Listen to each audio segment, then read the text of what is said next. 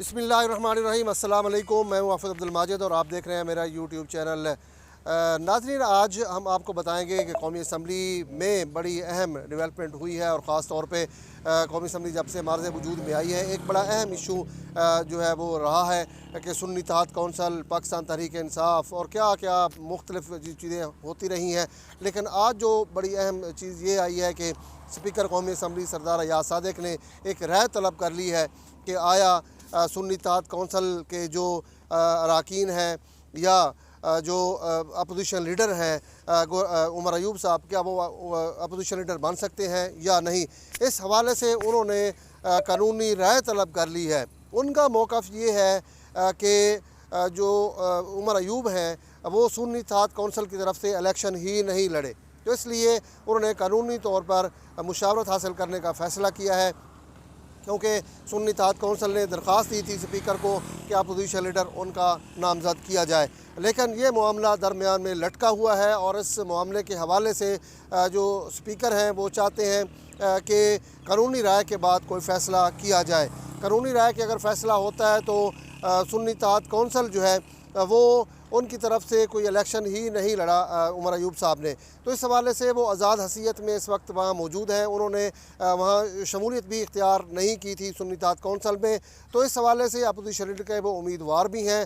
तो जितने भी सुन्नी इत्तेहाद कौंसल के अरकान हैं इस वक्त उनका ताल्लुक़ पाकिस्तान तहरीक इंसाफ से है, वो बाकायदा तौर पे लिख के भी दे चुके हैं। ताहम देखना ये है कि स्पीकर कौमी असम्बली अपोजिशन लीडर का ओहदा जो है वो उनको देते हैं या नहीं देते। ये एक कानूनी मुशावरत जो है वो शुरू की जा रही है। दूसरा बड़ा अहम मसला जो पब्लिक अकाउंट्स कमेटी के चेयरमैन के हवाले से है, वो भी बड़ा गंभीर सूरत हाल इख्तियार कर चुका है, क्योंकि हुकूमत और अपोजिशन ज़राए के मुताबिक हुकूमत है और अपोजिशन के दरमियान कोई इस तरह का मुआहदा नहीं था या पार्लियामेंट में कोई ऐसी कानून साजी नहीं हुई थी कि अपोजिशन लीडर को ही पब्लिक अकाउंट्स कमेटी का ओहदा दिया जाए।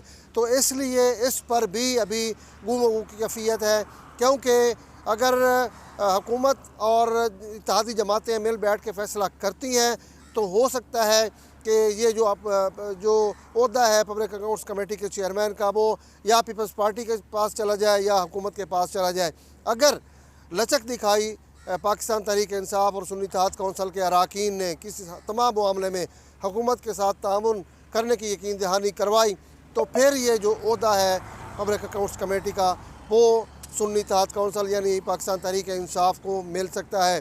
अगर उन्होंने लचक ना दिखाई, अगर गिवन एंड टेक ना किया, तो फिर ये ओहदा भी अपोजिशन से चला जाएगा। और लग यही रहा है कि हुकूमत जो है वो कोशिश कर रही है कि जितने भी सुन्नी इत्तेहाद कौंसल के अरकान हैं पाकिस्तान तहरीक इंसाफ हैं उनको बातचीत के ज़रिए मनाया जाए कि वो हुकूमत को चलने दें और किसी सूरत हुकूमत के मामले में रुकावट न डालें, अदरवाइज़ उनको इस ओहदे से भी हाथ धोना पड़ेगा।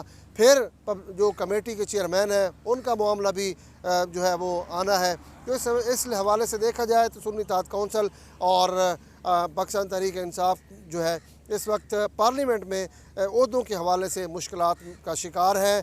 तो इस हवाले से हुकूमत जो है वो चाहती है कि किसी न किसी तरह बैठ के मामला हल किया जाए और PTI और सुन्नी इत्तेहाद कौंसल बैठ के हुकूमत के साथ गुफ्त शुनीद करें और अपने कुछ मनमानी करवाएँ और कुछ उनकी माने कुछ अपनी माने, तो फिर जाके कोई रास्ता निकल सकता है। अदरवाइज़ अपोजिशन लीडर और अपोजिशन लीडर तो बहरहाल बनना ही है अपोजिशन से, लेकिन पब्लिक अकाउंट्स कमेटी का चेयरमैन का ओहदा भी जो है सुन्नी इत्तेहाद कौंसल के हाथ से निकलता नज़र आ रहा है।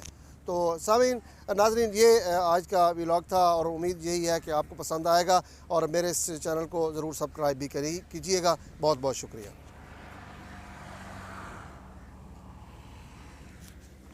ठीक है।